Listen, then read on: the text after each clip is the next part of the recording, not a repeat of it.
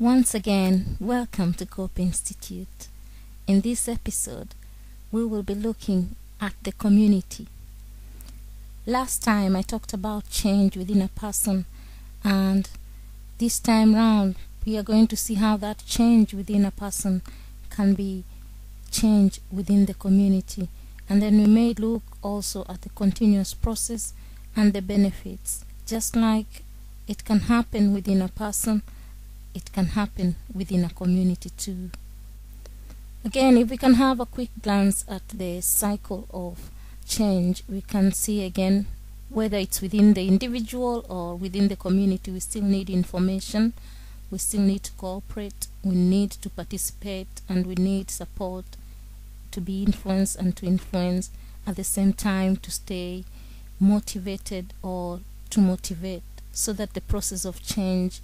can be made possible, can be made easier, and can be made workable. The pattern of change within the community follows a similar pattern like that one of a person, but this time round I've added participation, because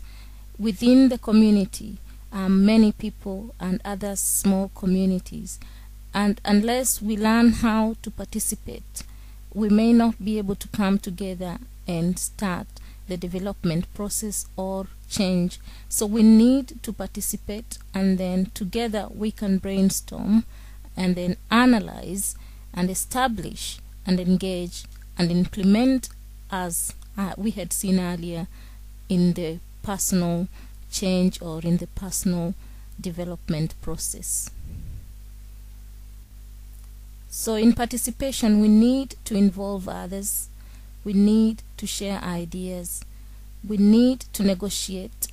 we need to have agreements, and so many other aspects that when we are in that community, or when we bring all these things together,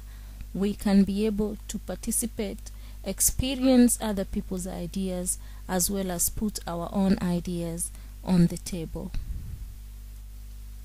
When it comes to brainstorming for the community, we may brainstorm on the most favorable methods,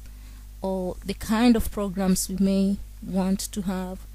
or even the tools that we are prepared to use, or the tools that we have. And then, since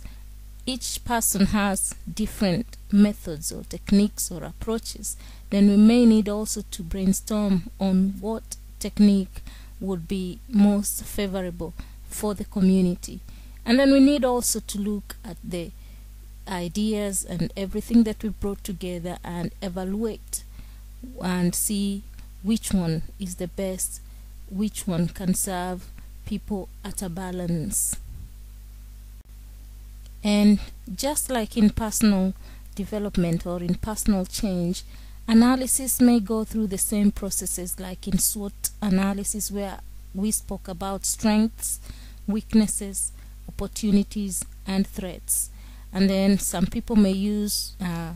some analysis like the PEST analysis or the PESTLE analysis, where we said you look at the political factors, economical ones, sociological, technological, and you may add the legal and ecological factors, so that we can know which factors suit best with the kind of program we have, or the kind of changes we want to make, or the kind of ideas we brought out, so that by the time we start the process of change, at least we have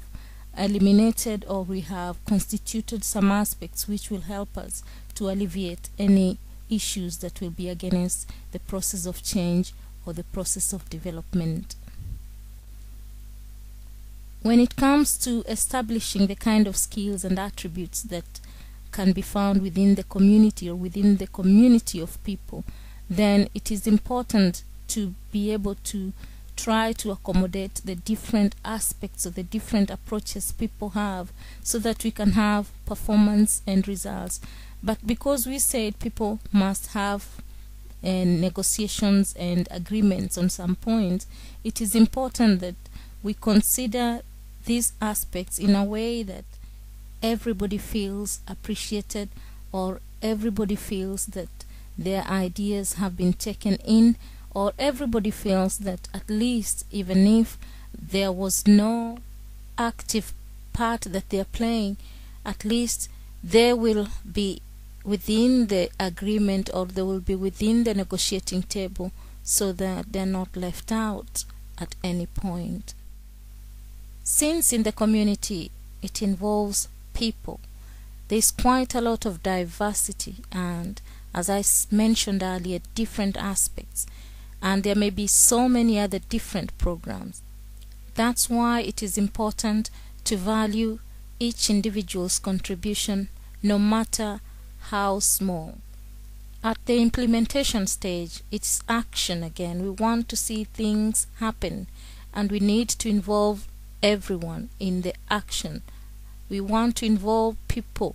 in taking part in their community development,